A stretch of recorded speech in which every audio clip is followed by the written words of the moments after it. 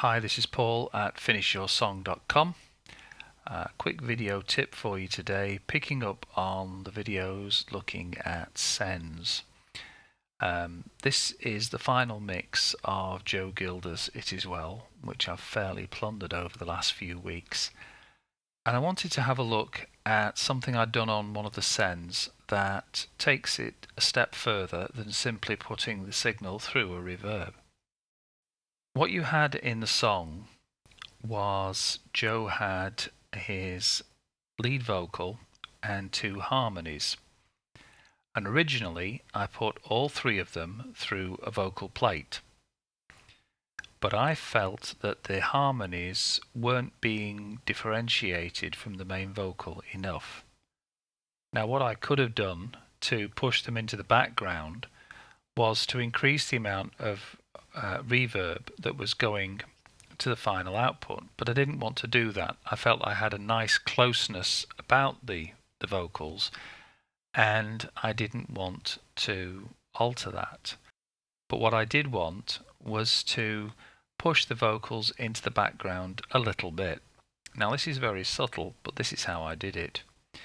Originally, these three tracks were routed to a vocal plate.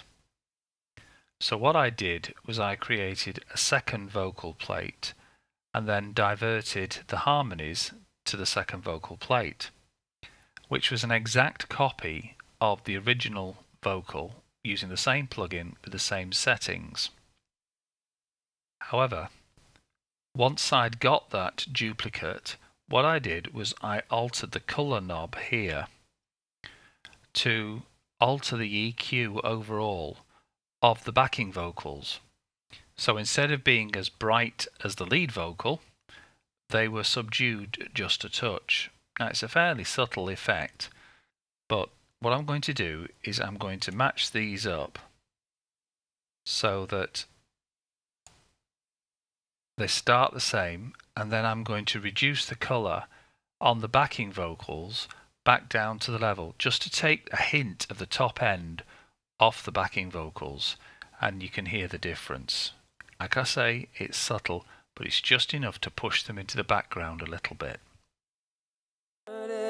My helpless estate, and had shed his own blood for my soul, and had shed his own blood for my soul.